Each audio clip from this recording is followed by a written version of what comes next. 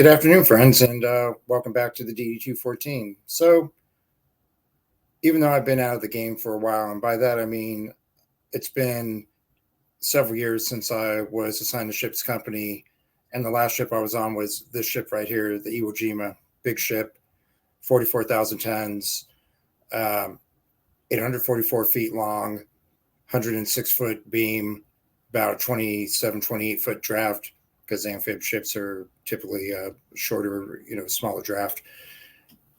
So it's been a while. When you handle any kind of vessel, it could be your little Boston whaler, even a kayak, all the way up to something as large as an amphibious assault ship, aircraft carrier, or any kind of commercial ship, such as a container ship or oil tanker, bulk carrier, things like that are really massive.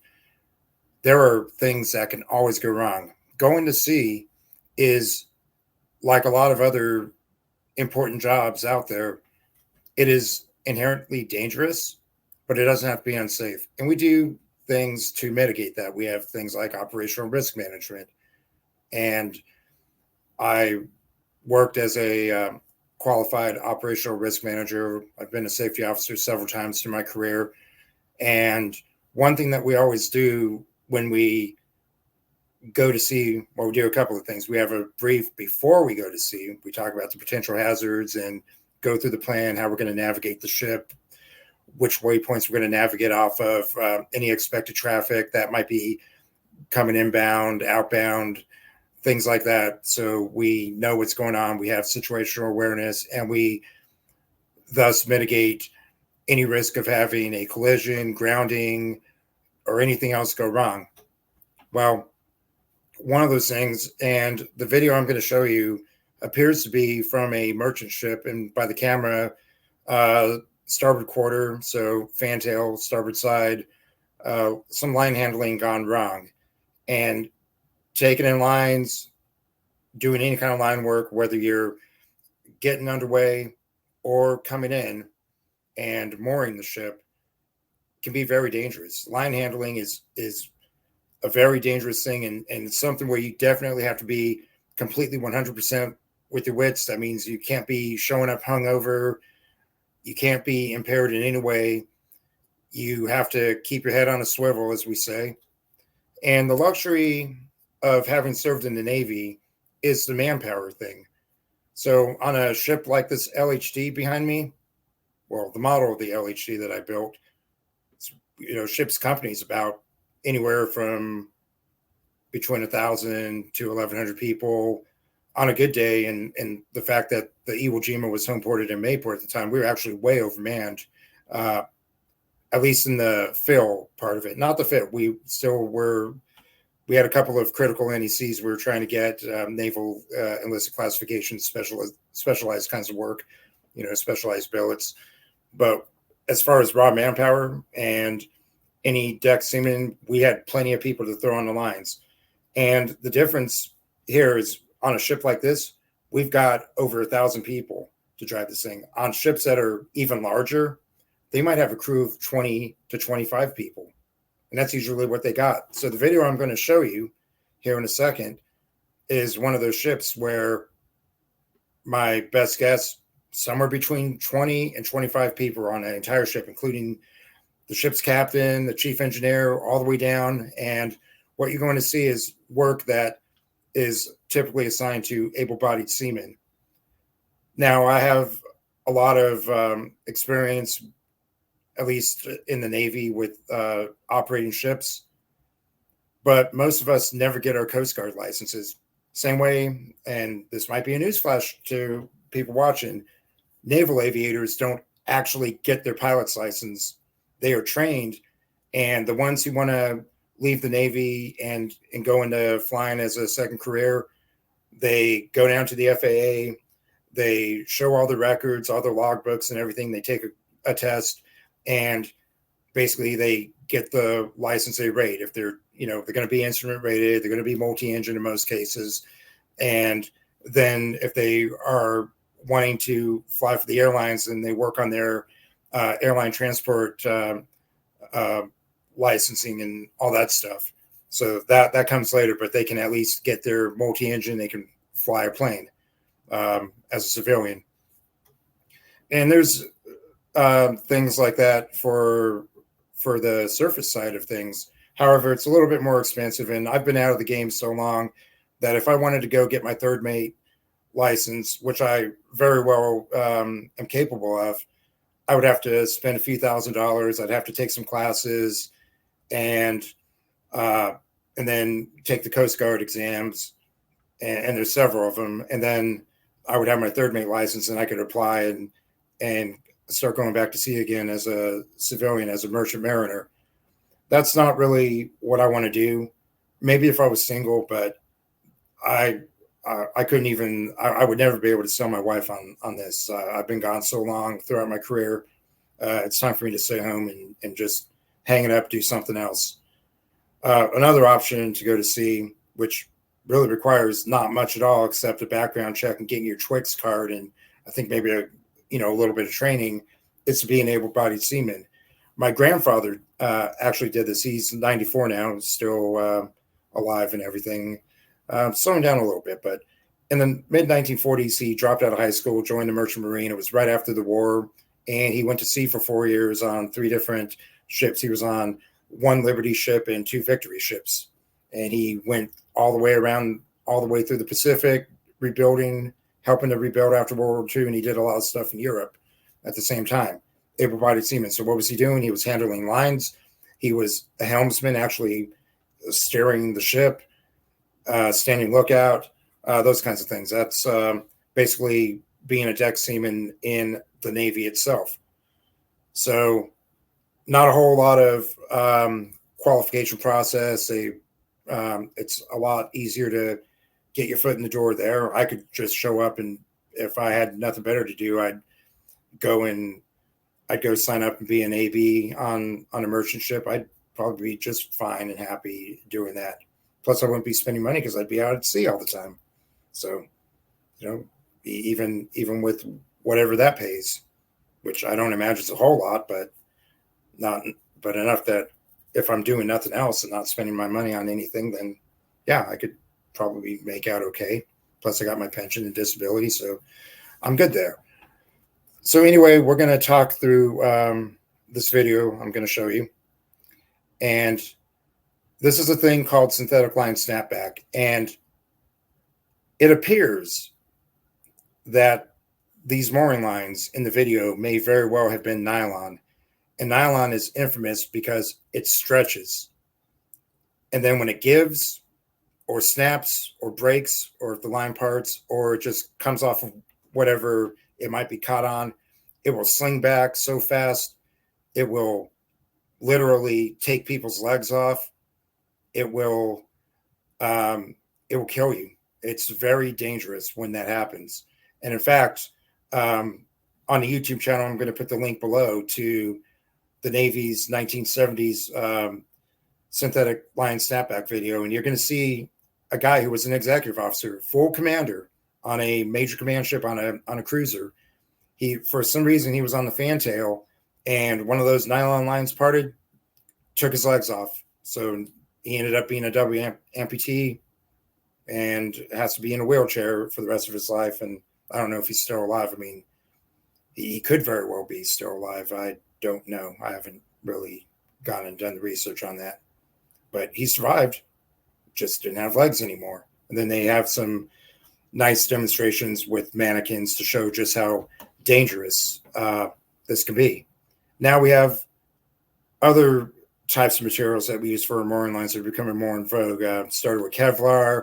Aramid is another popular one. And the nice thing with these synthetic materials is that they don't really stretch. When they part, they just kind of break, and the lines might move a little bit, but they just kind of plop down. But nylon, though, that's like a rubber band. It's a disaster waiting to happen. So without further ado, I'm going to show you this here. And I will talk through it as we watch here, I think. Okay. Just going to set this up for us. There we go. We'll start over again here.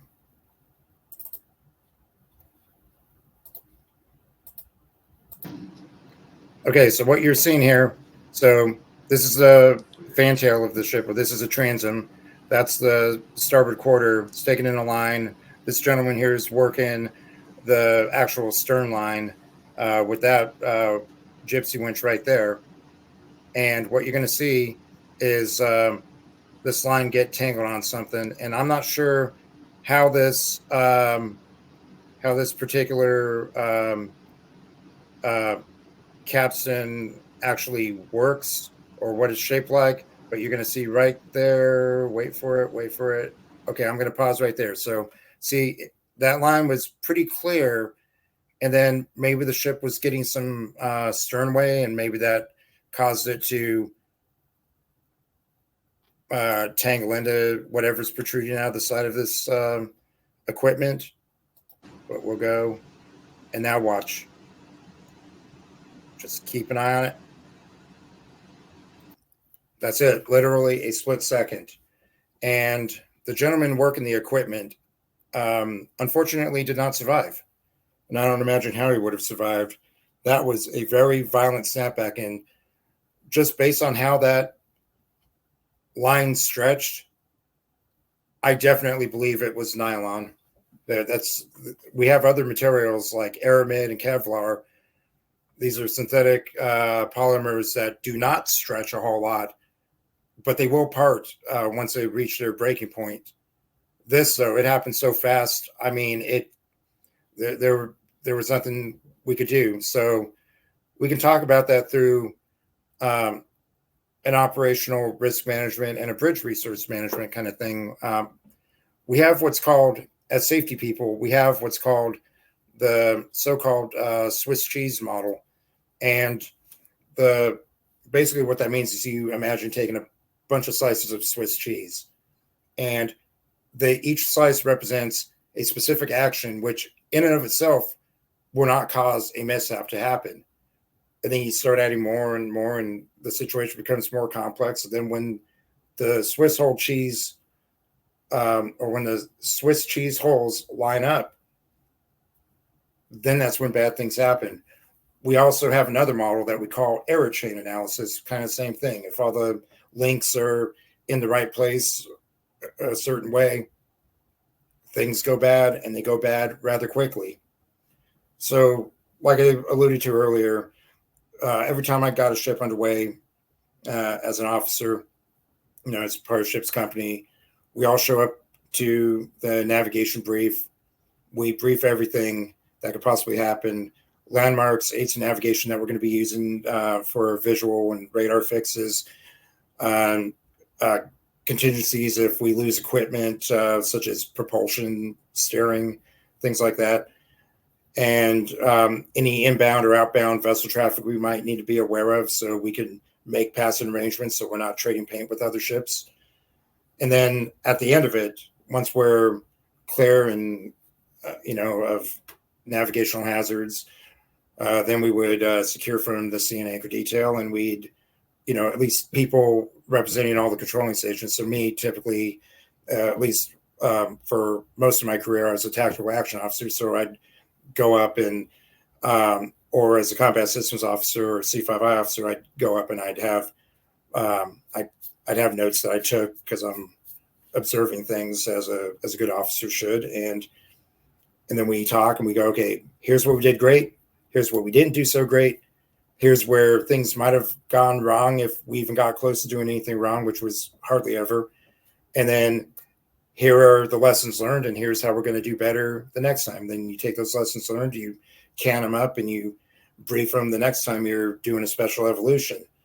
And that way people know, or at least get reminded what the hazards are, and have that kind of back in the forefront of their minds so they don't do that. Now, the luxury, like I said, more than 1,000 people on that crew. On these merchant ships, you might have 20 to 25 people. On the forecastle of the ship, you got more than twice as many people.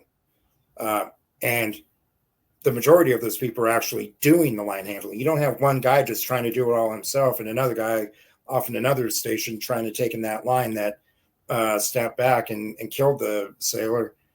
You have lots of people, and then people who aren't doing anything, and this is usually more senior people. I'd put on a white hard hat to denote that I'm a safety officer, and I we're looking. We have sets of eyes. If we see anything wrong, we can jump in. We can, we got the experience, we got the manpower, and we generally do this safely. This doesn't. It very rarely happens. In fact, the last I know of anybody being maimed by a synthetic line snapback was 2006, and I believe it was on USS Duluth. Working the same part of the ship, starboard quarter, on the fantail, and he lost his legs. I read the mishap report. Don't know the sailor personally or anything, but that's the last I know of anything like that, unless you count another ship. And I happen to know a couple of people who were on that deployment, but they had a mishap when they were lowering the small boat into water, and the boat broached and threw the whole crew in the water, and the boat engineer drowned. But that was maybe 2010, 2011. It doesn't happen that often in the gray hole fleets.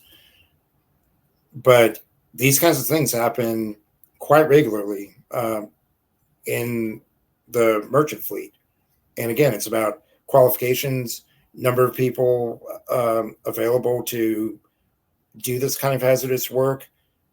So things can go wrong really quick. And so that was my thoughts about it.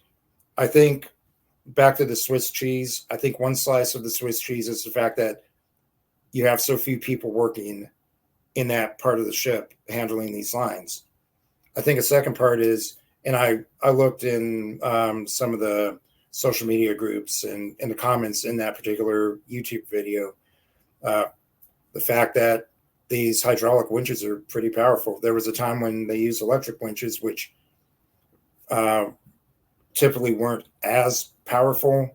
I mean, if you go back, take it back to the age of sail, when you had to have lots of manpower, people putting the bars into the pigeonholes and then actually manually rotating that equipment to bring lines in and such.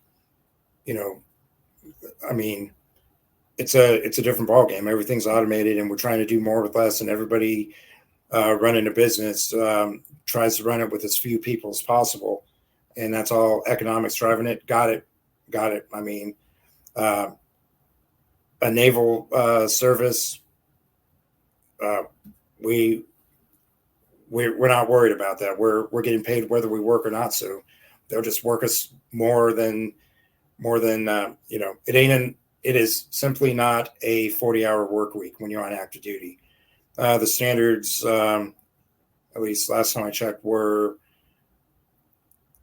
50-hour work weeks when you're in port, and that includes, the 1 or 2 days that week you're standing duty, and 70 to 80 hours when you're underway, which again, I mean, you're on the ship, you're a captive audience. So you can work, you can work 16 hours and sleep 8 hours. So, in theory, in a 24-hour day. So, doesn't matter. We get paid the same whether we're doing that or not, or whether we're working the 50 hours or the 80 hours. We're salaried. Not like since I've been in the civilian world, everything I've landed has been a wage position. I have to bill my hours and everything. So a little bit of a thing, but yeah. So you got that. So not that many people. So a lot less backup, a lot less people who could potentially see a hazard developing and stop that hazard from materializing.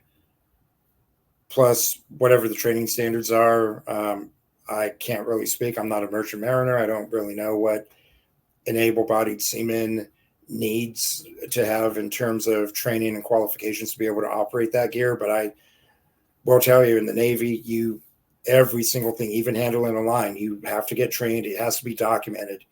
and it goes into your training record. So we have those things in place to make sure that people aren't losing limbs or even their lives.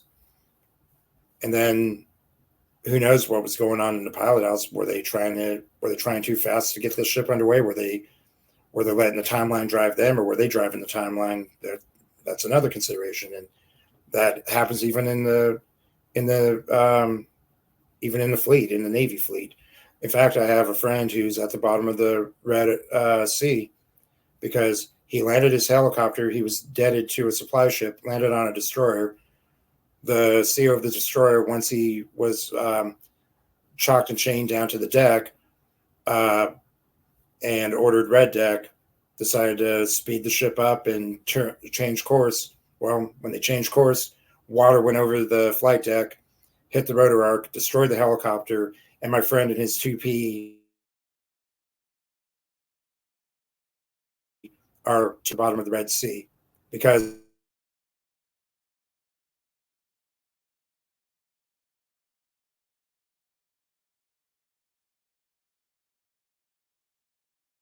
strain on the situation and look at the situation. I mean, on a DDG, those flight decks are notoriously real low and there's not much freeboard. And if you're going 30 knots and you take even a small turn, that ship's going to heel over. And if that ship heels over enough, you'll get the flight deck will be awash. And if the flight deck's awash, very good possibility the rotor arc, as that rotor's still spinning, it's going to hit the water and the whole thing's going to come apart. And that's exactly what happened.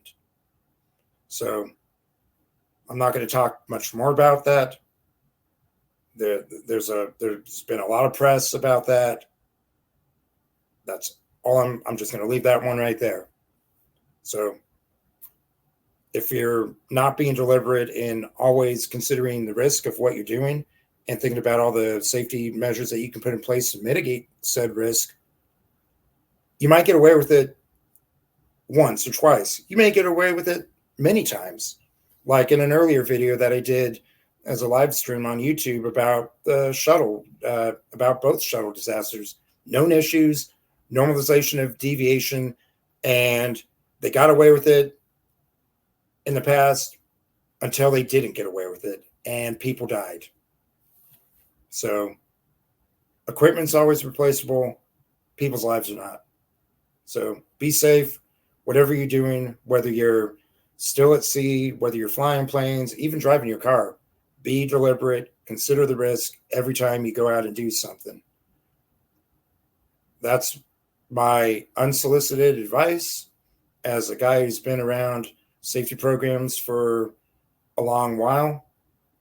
And I like to hear stories about when people get the mission done without unnecessarily endangering life, limb, or equipment. Bye now.